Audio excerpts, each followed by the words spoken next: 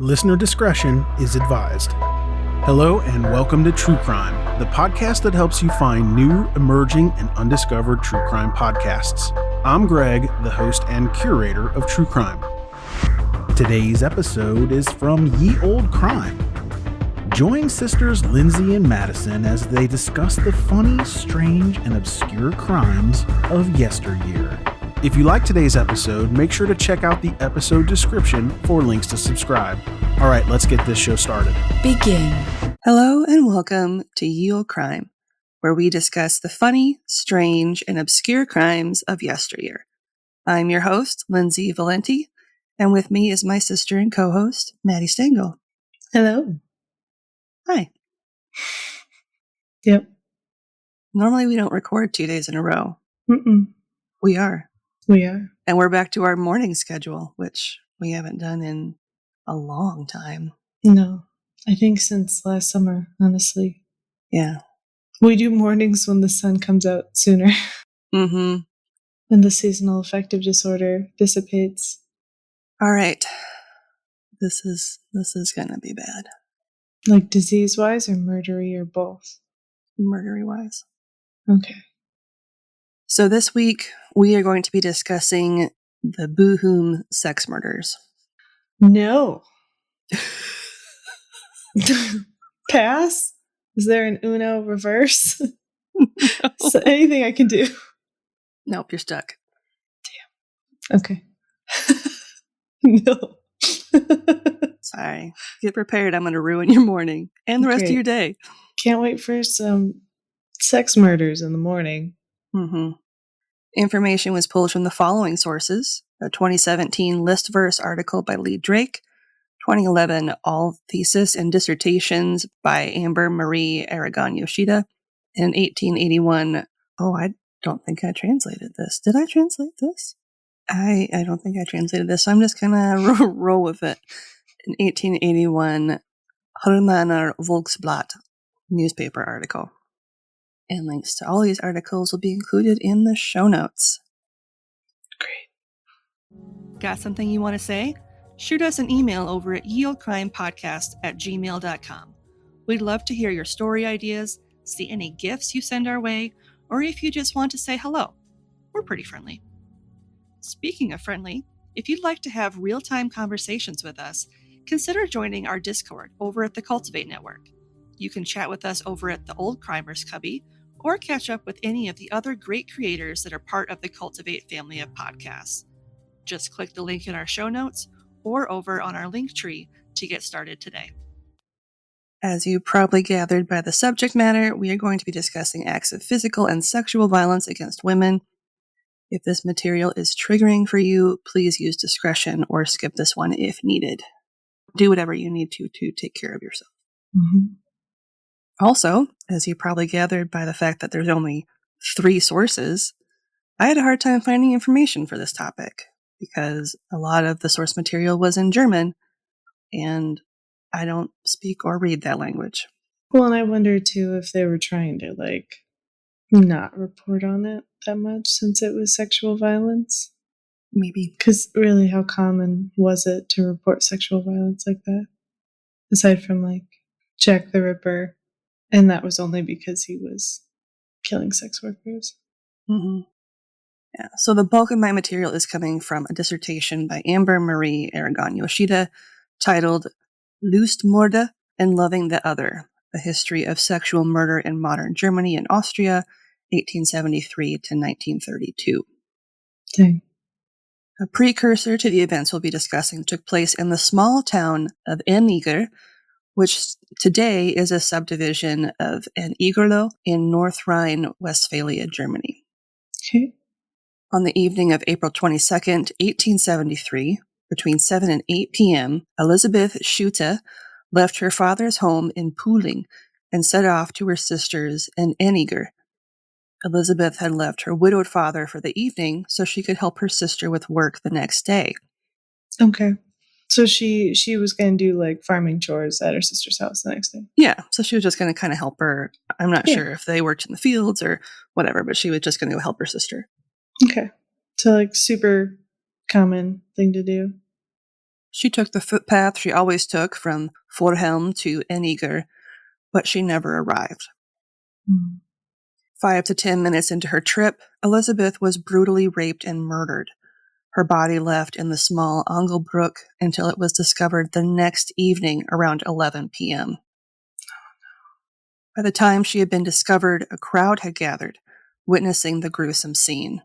Elizabeth had not only sustained several stab wounds all over her body, as well as a slashed throat, but her dress had been slit and tied above her head as well.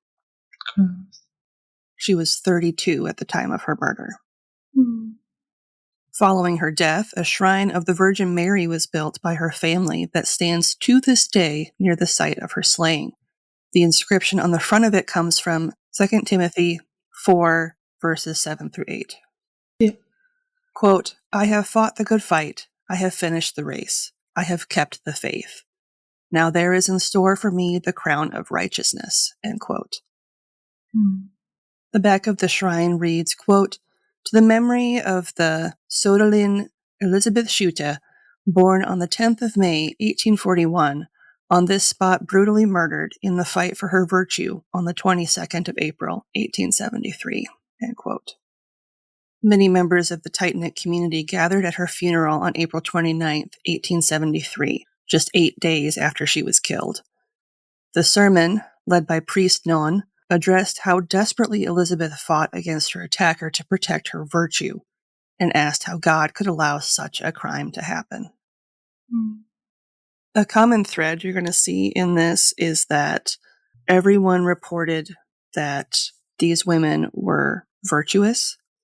Okay.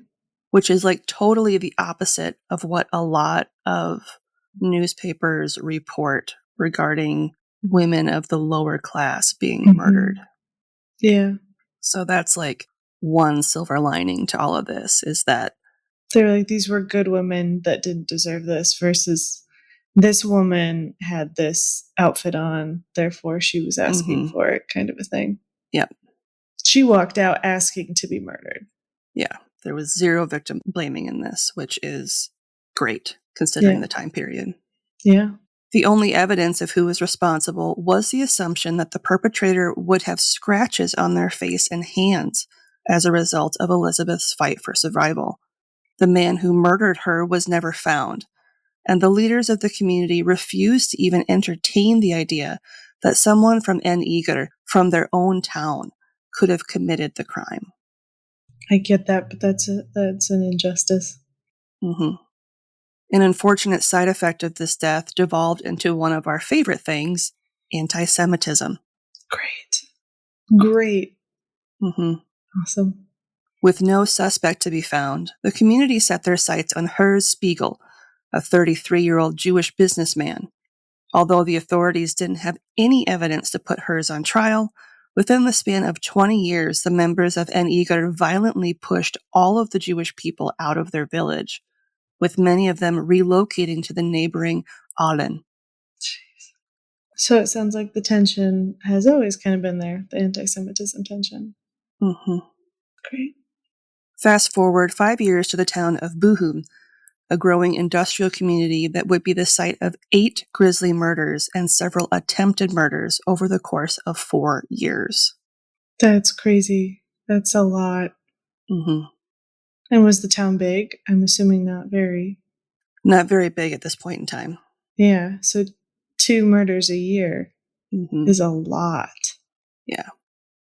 On December 22nd, 1878, a young girl from Kurtscharpen reported to the police that a man had attempted to strangle her with a leather strap, but she had been able to slip one of her arms between the strap and her throat, allowing her to scream loudly for help, causing the man to flee. A few days after this, a young girl from Harpen was sexually assaulted, but not murdered. The first victim, 18-year-old Josefina Kost from Grumme, was found on December 30th, 1878, on an embankment on the road to Bochum. She had been strangled with a leather belt, and the newspaper that reported on the murder, the Märkische Sprecher, was unclear if she had been sexually assaulted, although they implied heavily that it was likely the case. Yeah. So it was like he was testing to make sure he could still do it before he reinstated his MO. Yeah. It appeared to all that this was not the case of a robbery, as all of Josefina's possessions, which had been broken, were strewn about the ground where she was discovered. Mm. Within the span of 14 days around the time that Josefina's body was discovered, 3 other unsuccessful sexual assaults had been reported.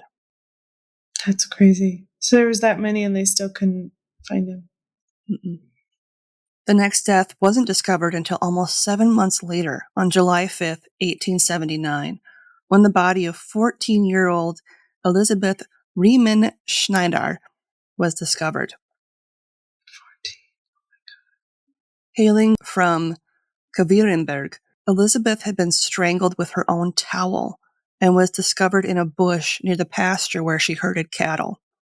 Elizabeth had headed out to the field around 7:30 that morning, and by the time she was discovered at 10 a.m., her body was described as, quote, already cold, end quote. Mm. Just a month later, on August 5th, 1879, Lisette Schulken, a servant who was employed by the Bergmann family in Giesenberg, had gone out mid-morning to bundle rye. She was reported missing by another maidservant when she didn't return that afternoon. Mr. Bergman and his son led the search and were the ones to make the gruesome discovery. Her employer shared that she was, quote, a brave, well-behaved child, end quote, who was a hard worker, and he expressed hope that, quote, the monster in human form, end quote, who committed the deed would be caught and brought to justice. At this time, 3 suspects had been arrested in Kastrup in connection with the crimes. None of the suspects were prosecuted. Of course not. So I don't know if it was a matter of there was just not enough evidence Yeah. to link them to it or what the case was. It didn't really, I couldn't find more information on it, just that 3 people had been arrested and nothing came of it. It would probably be really difficult. Think of how difficult it is now with all of the tools we have to pin you to a crime. And back then, if you didn't see it. Yeah, if the victim was the only one who saw the person who murdered them, how would anybody know? Yeah. The murder stopped for almost a year before the afternoon of July 30th, 1880, when the body of 19-year-old Wilhelmina Pott from Eichel was discovered in a small wooden area in Hernemark. According to the Märkische Sprecher newspaper, the way in which her body was positioned suggested that, quote, the child died without a doubt under the murderous hand of a brutish lecher. Her half-uncovered body lay lifeless on the ground, with the fatal cord tied tight around her throat, and again no trace of the murderer. It appears that the murderer first strangled his victim in the field and then dragged her into the bush, and here finished his horrifying work, end quote. Yeah. Wilhelmina was described as a, quote, brave, blooming girl, end quote, who worked for farmer Koppenberg in Herne. The day she was murdered, she had been sent into the field to bring 2 of the reapers some coffee before helping them bundle the rye. It was only after she didn't return that the farmer and his son went out to look for her and found her near the field in which she was supposed to be working. So that leads me to believe that she was able to connect with the reapers before either heading back to the farm or something, and that's when she was accosted. Yeah.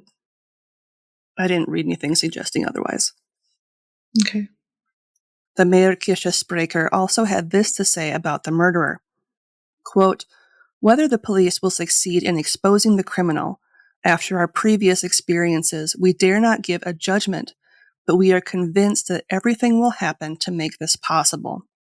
Should the despicable murderer see these lines, may he consider that he will no longer find peace and quiet here in this world.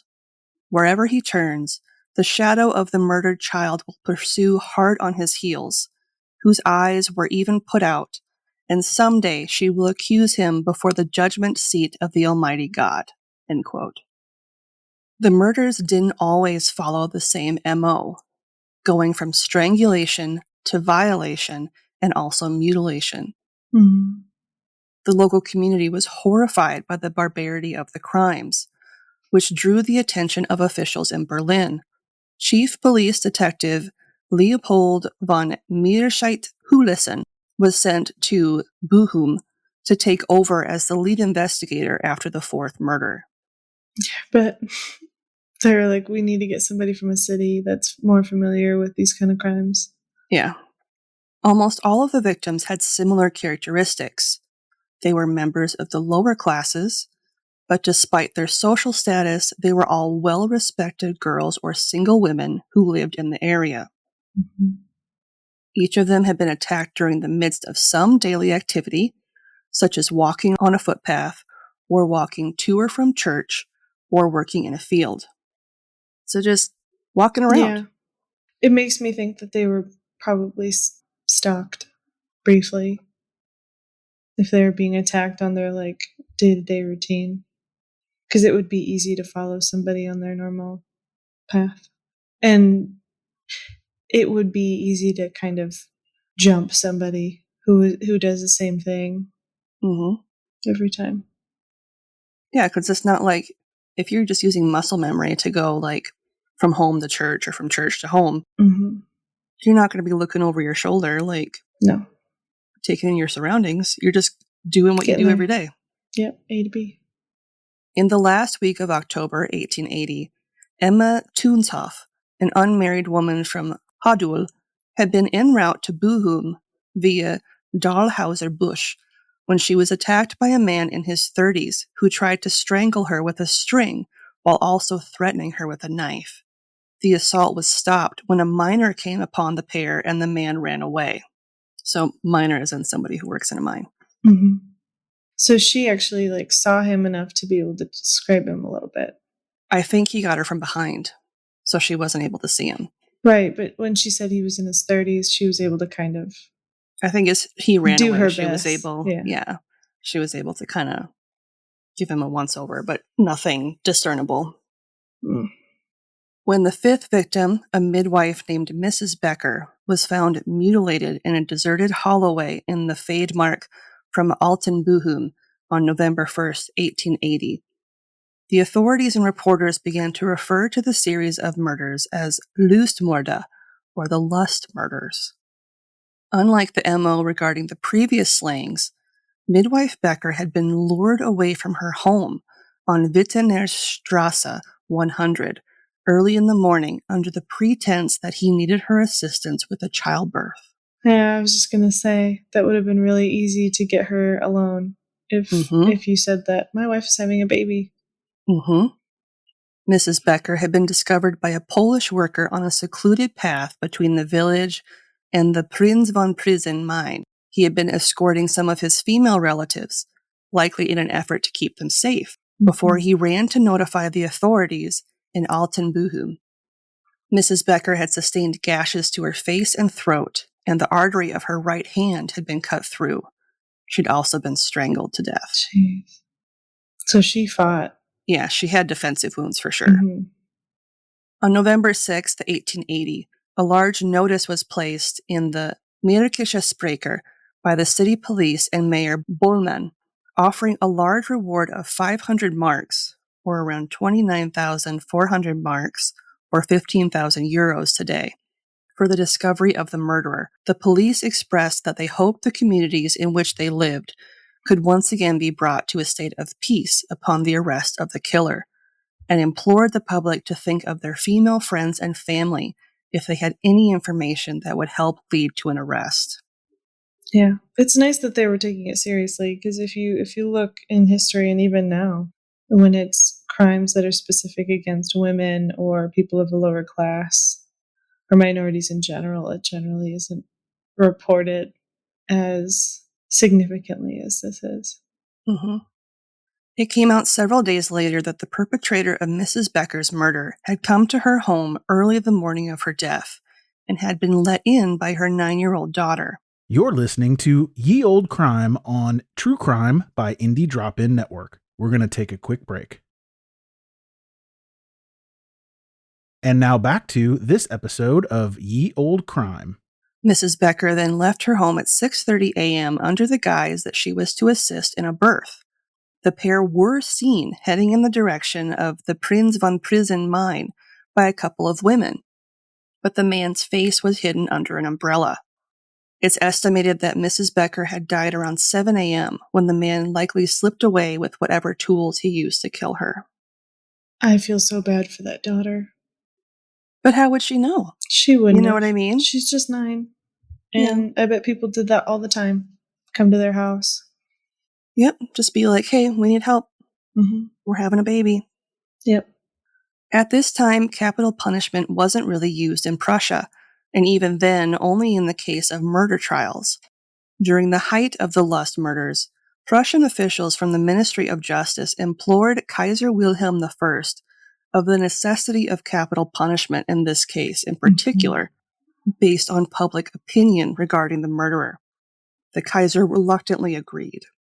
Well, it's still technically a murder, but I get because it's a mix of like assaults and attempts and sexual violence, how they'd be like, but he didn't murder all the time.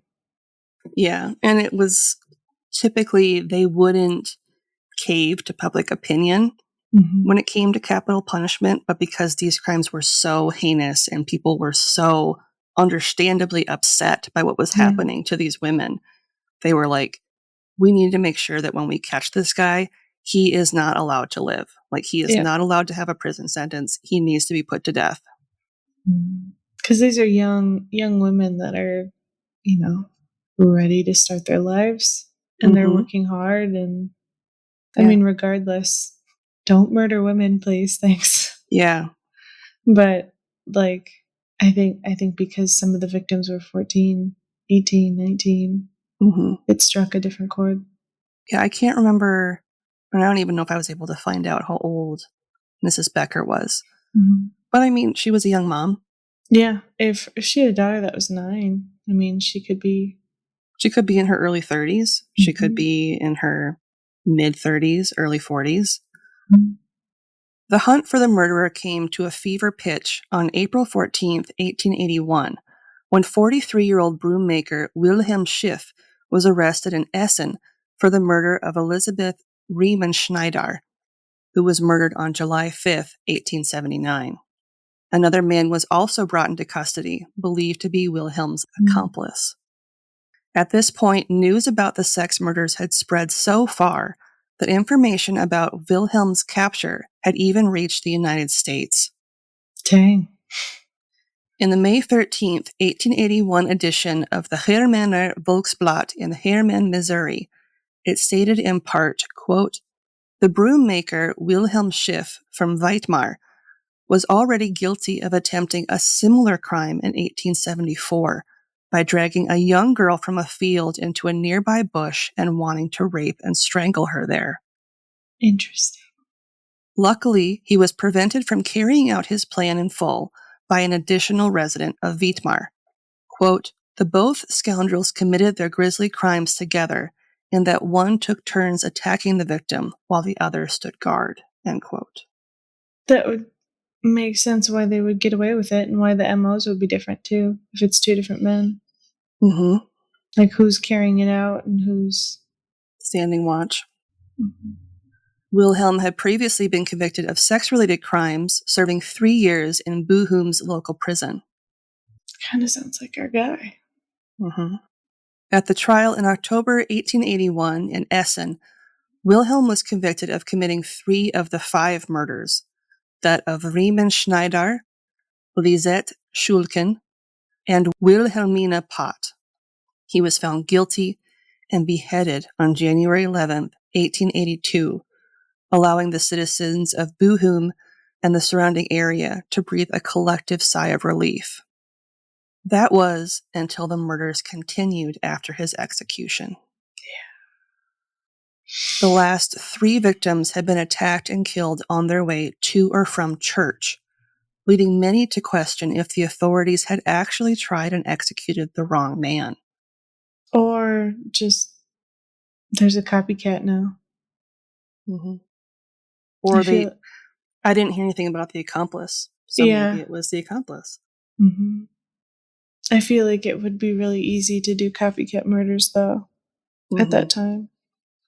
When the idea that a second perpetrator could be out there, the public was understandably horrified that two monsters with the same sort of bloodlust could exist in their small rural communities.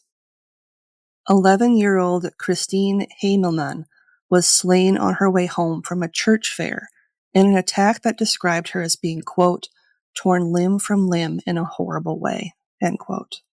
Yeah, this sounds like a different guy. On Easter Monday, 1882, 16-year-old Friederike Ostermann did not return home after attending church. A farmer's maidservant, she was found strangled that same afternoon in the Schulte-Nullenschuhen forest in Hernemark, between Herne and Hiltrop. She had been murdered around 7:30 that morning, likely never even making it to service. So she was just killed. There's no real... Okay. Yeah, so she had headed out to church and never came home, so it's likely she was murdered on the way there. Yeah. Sunday, May 21st, 1882, Elizabeth Gantenberg became the eighth and final victim of the attacks. A maidservant from Dahlhausen, she worked in Hofkenscheid and was attacked while heading to church in Bochum. Her mother and her employer noted her absence, and when her collar and a piece of her shirt were discovered, the authorities quickly started searching the nearby fields for her body. Elizabeth wouldn't be found until the next Friday, her hands tied behind her back, located near where midwife Becker had been dumped. That sounds like a copycat to me. Like somebody who's fantasizing about doing the same thing. As you can imagine, the people living in these communities continued to have much to fear during these dark 4 years. Yeah. All of the attacks happened in broad daylight, with 2 of them taking place on Sunday mornings prior to church services. The killer attacked innocent women and young girls while they walked alone, with the exception of midwife Becker. Many women, understandably, feared going out during the day alone, with a majority choosing to travel only in the company of men to ensure their safety whenever traveling outside their home. Yeah, I would. And although the bulk of the victims were servants, none of them were put down in any fashion as being quote-unquote deserving of what happened to them. In fact, all of the victims were memorialized with the highest of respect. Good. As it should always be. On June 17, 1882, just 2 months after the death of Friederike, large signs announced that the reward for any information on the murderer of Friederike and Elizabeth had increased to 10,000 marks, or around 59,000 marks today, or 30,000 euro. I was just going to say, that's a lot of money. Additionally, a Hanover man named Father Rodwald sold a publication about the last 2 Bochum murders for 10 pfennigs, or essentially the German equivalent of 10 cents or 10 pennies. Okay. I couldn't find a conversion. That's fair. For inflation. Under the headline, quote, 2 new murders in the Bochum area committed in April 10th of this year on the 16-year-old servant girl Ostermann from Hiltrop, and in May 21 of this year on the servant girl Gantenberg from Dahlhausen, end quote. So that was like the title of the book. The publication detailed the deaths of the women and noted that in the case of Elizabeth, quote, instead of a hemp cord, only a knife was used this time. As the people from the area reported, her head had been wholly separated from her body. Oh my God. Traces of other disgraceful crimes were visible, end quote. That requires so much effort. Like, this person is angry. Like, it is not easy to do that to a body. It's horrific. A folk song was included in the publication entitled Lied zur Geschichte, or Song of the Story. Roughly translated using Google, because again, I do not speak German, This is what it says. And this is kind of long. Quote, humanity in Westphalia complains in horror whether new crimes have been committed. Dishonored, murdered, torn to pieces by the murderous hand of a libertine. On the way to the church, the victim was dragged into the bushes, a damsel tender. The heart grows hoary, hardly matured into a virgin. Now up ye dead to judgment. God may delay patiently, but believe the avenger does not slumber, and the guilt never goes unpunished. Hell itself brings him to his fall. It incites him from deed to deed, and even if he succeeds in escaping, it drives him on murder to murder. But then the cry of revenge sounds from the heights of heaven, to the high court, and from the graves sounds of woe, as if the heart breaks in fear. Then the abyss opens wide. Like the cry of ghosts, the hour is approaching. Now, murderer, stop your course. The punishment follows the misdeed. Be banished from mankind. The beast still stands high above you, has been recognized its own kind, so be cursed there and here. Destroy your bold brain, which only devised lust and murder. Down with your bold brow. Be done to you now as you did. Up, up to the high court. Why does the murderer's foot still hesitate? We light the candle of death. Hell adorns itself to greet you. Now bend down and take courage. The axe flashes. The crowd is terrified. A flash of lightning, a blow. The blood spurts high. We are avenged. Cheers to Master Krauts. Now fly away from town to town, from village to village, from house to house, you paper talking of misdeeds and arouse disgust, shame, and horror. Also follow the trail of the murderers who hide themselves like this, still undiscovered, but only until the court thunderously awakens them. Draw sacrifices with her, near and far. Show your wounds, lament and beget the young maiden near Hildesheim, whose parents' hearts bowed when they died. And many other murders are of the same kind, still undiscovered. Take away the spirit of the young child with you, so that your murderer is afraid of you. Pursue the murderer pursues, never grants them rest, nor rest, until, like this unnatural act, the executioner's avenging arm seizes them. Show your torment, show your wounds, you victims and you murderers look. Until she discovers, until she finds, keep Master Kraut's axe sharp. End quote. Again, that was roughly translated from Google. It doesn't make a lot of sense, but sorry. No. It's a pretty intense folk song of the time. The full list of the victims are as follows. Josefina Kost, died December 30th, 1878. Elizabeth Riemenschneider, died July 5th, 1879. Lisette Schulken, died August 5th, 1879. Wilhelmina Pott, died July 30th, 1880. The midwife Becker, died November 1st, 1880.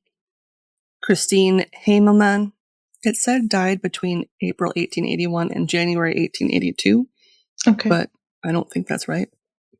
Friederike Ostermann, died April 10th, 1882. And Elizabeth Gantenberg, died May 21st, 1882. To this day, the true murderers have never been caught, and the cases have never been solved. So sad.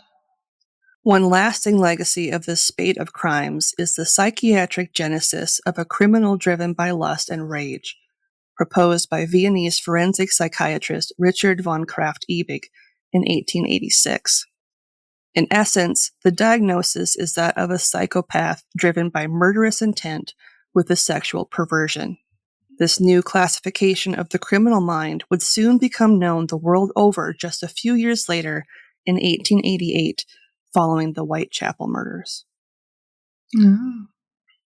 But for the people in this corner of Westphalia, the title wasn't necessary, as the killer was simply known as a monster. And that's the story of the Bochum Sex Murders. Sad. It was very sad. Mm.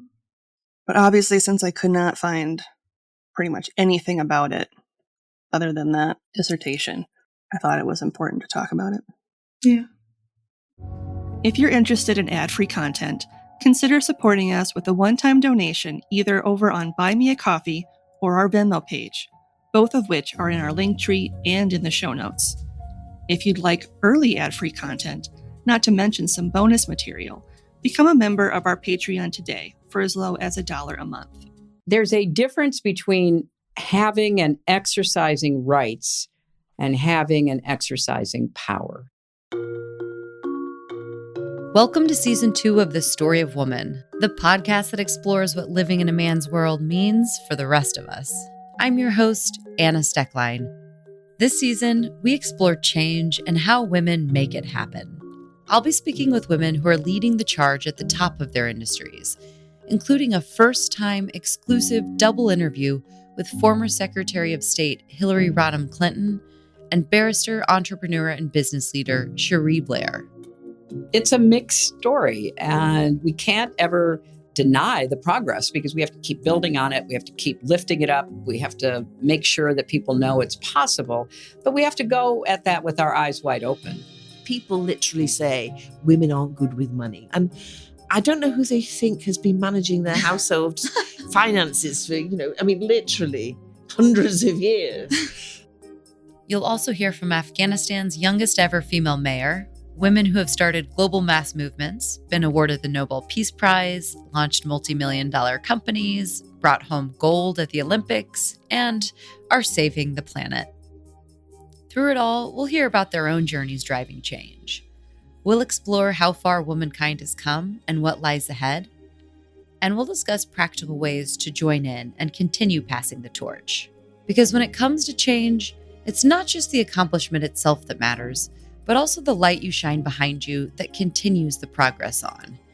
And we could use a few more lights in this moment. So be sure to subscribe wherever you get your podcast. And I'll see you there. What's the problem with women's arms? It's the first step on the road to perdition. Those poor men, they can't control themselves if they see an arm. Mm-hmm. I mean, God forbid. This week's podcast plug is the Story of Woman podcast by our friend Anna. Featuring interviews with those who explore our world through the female gaze, the Story of Woman podcast looks at everything from the economy, healthcare, gender roles, and more. Each episode dives deep into where we are, how we got here, and what still needs to be changed in order to finally rewrite the story of mankind to become the story of humankind. To us, woman means all those who presently identify as such, regardless of which body they were born with. This includes other marginalized genders, such as those who identify as non-binary, gender fluid, or anywhere else on the spectrum of gender. Nice. And we will have a link to their show in the show notes. And this week's listener question comes from our listener, Carrie Ann. Hi, Carrie Ann. And she wants to know, would you rather be the person who flips the switch during executions or be the judge who decides who should be executed? Judge that decides. I've been interested in law for a long time and actually contemplated being a lawyer. I just didn't know if I was exactly smart enough for it, But since that was one of my potential career paths, I think I would be a judge. Yeah. I don't think I would be able to flip the switch and be the person that actually took the life of another human being. All right. Now this was super depressing. What is something good you'd like to share to cleanse our palates? Lighten the mood. Yeah. So I was traveling last week for work, and when I got back, my fiance was able to pick me up from the airport, and we stopped at this really, really cute nursery, which I don't know. A nursery is probably a different label, like a greenhouse kind of place. And we found this very small raspberry bush that is specifically made to survive in urban environments. Nice. So we're going to try to grow some raspberries, and we got some other seeds we're going to start propagating probably today. But Nice. I'm really excited to start my garden because next week, allegedly, is the last frost in Minnesota. Whether or not that's true will remain to be seen, but that is what they predicted. So, Nice. what about you? What's one good thing? Over the last week, I have gotten 2 books with subject matter that is relevant to our podcast. Mm-hmm. And I'm hoping that after I finish reading them, we can reach out to the authors to potentially have them on the show. Mm-hmm. One of Nice. the authors had reached out in response to our Plague Village episode. Oh, nice. And the book they wrote is about that and like 3 women who endured it. Oof. I think I'm going to read that one first and see if that's something where after I finish it, if they'd be interested in coming on the show and talking about it. Yeah.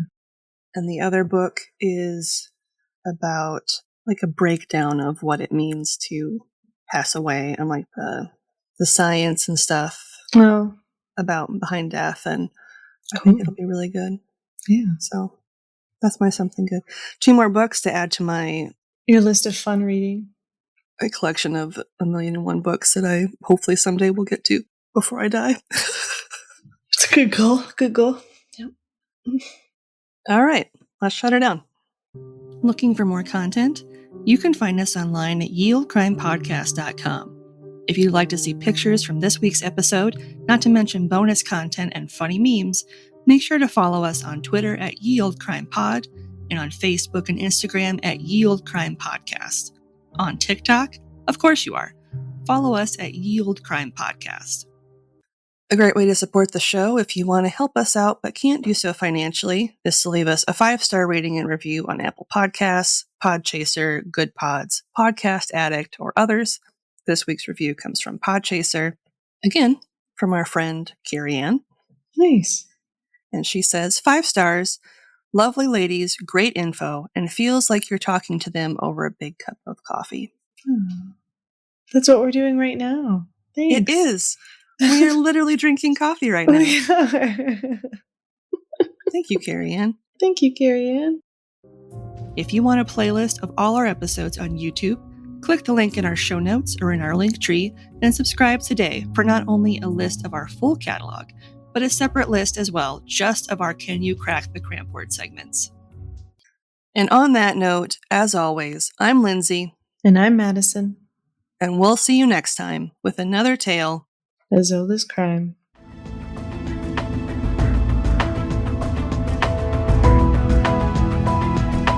Thanks again for listening to True Crime by Indie Drop-In Network. If you would like to nominate a True Crime podcast to be featured, just send me a tweet at Indie Drop-In. I'd also love to hear if one of our featured podcasts is now your favorite show. Indie Drop-In survives off ad revenue and listener donations. If you would like to contribute, please consider buying me a coffee.